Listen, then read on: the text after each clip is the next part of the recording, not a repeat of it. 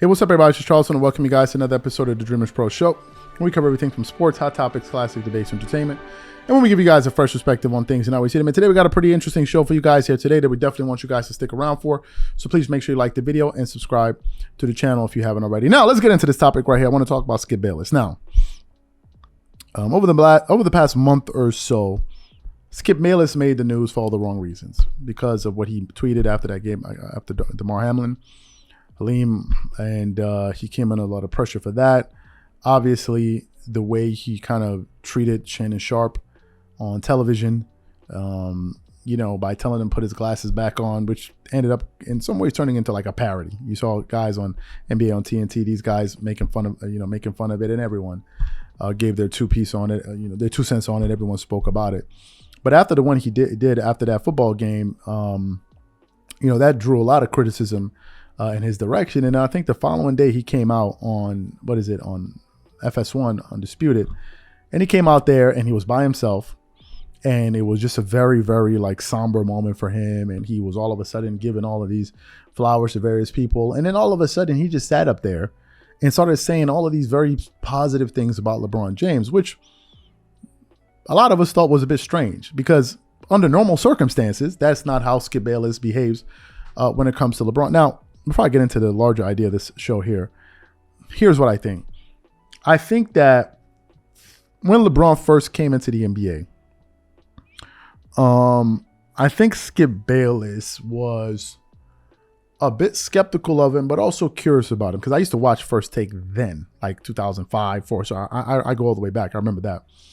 Here's why I think Here's what I think Skip Bayless's angle was on LeBron at the time. I think that he was looking at a player that was coming into the NBA with hype like we would never seen before. He called himself the chosen one. He wrote the number 20. He, adopted the number 23 for Michael Jordan. And it looked like LeBron was ready to say, I am the next Michael Jordan, or I'm going to be better than Michael Jordan, whatever. That's kind of how it was.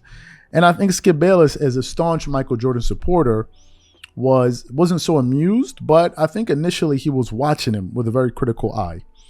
And I think that what he began to understand was that there are some chinks in LeBron's game, right?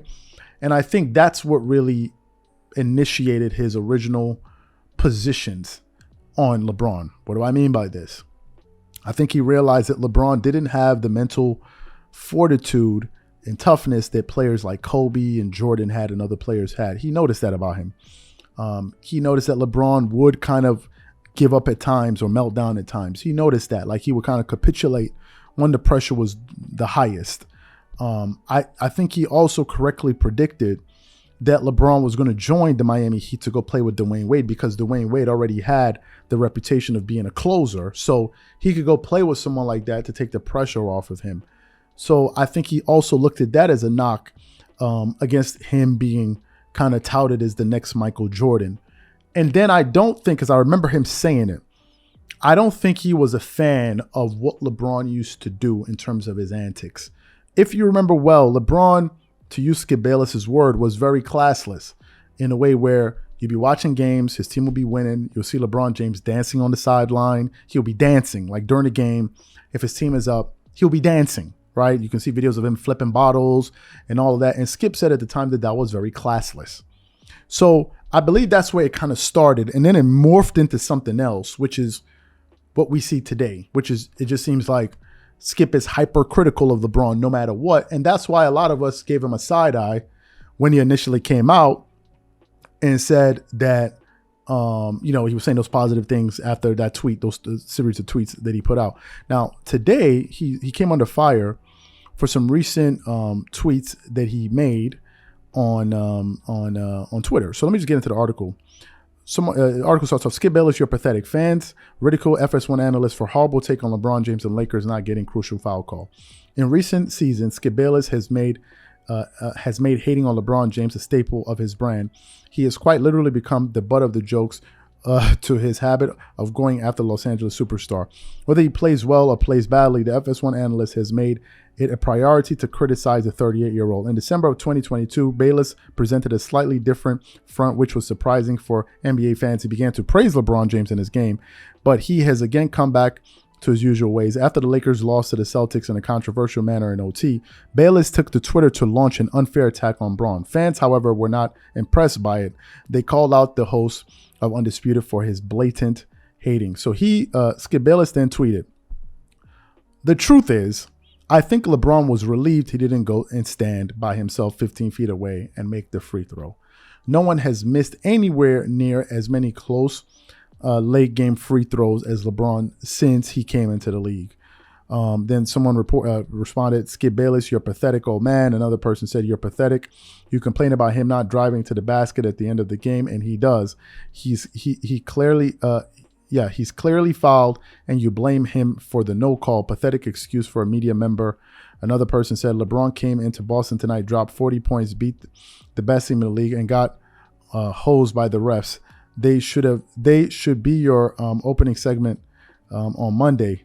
They beat the best team in the league? How? They lost. Now, here's my response to this. I want to take a nuanced approach from this, and I don't want it to be as stupid as we normally make it, which is you're hating and this, and I don't want to make it too black and white.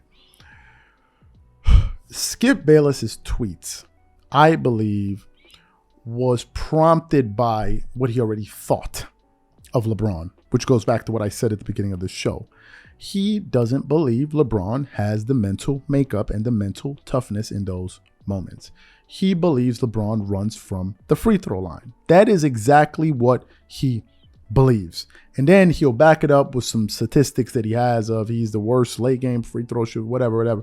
So in his mind, he's like, he didn't really want to go up there. Now, do we know that for a fact? Absolutely not, because you're not in his mind, right? And LeBron, was driving to the basket, and he looked like, when I saw that play, slow motion, Tatum actually hit his hand with enough force that it actually sent like a jolt through his hand, which actually caused him to fumble the ball in the direction in which he was going to lay that ball up. So it looked like, had Tatum not fouled him, it doesn't look like LeBron was going to be fouled at all, to be quite honest with you. I think the reason LeBron was shouting was because he knew he had a layup, right? He knew he had a layup, not that he had a shot attempt that they didn't just call. It was a clear layup. There's a difference between, you have a shot to dunk the ball versus you go up and try to create contact, but you didn't really have a chance.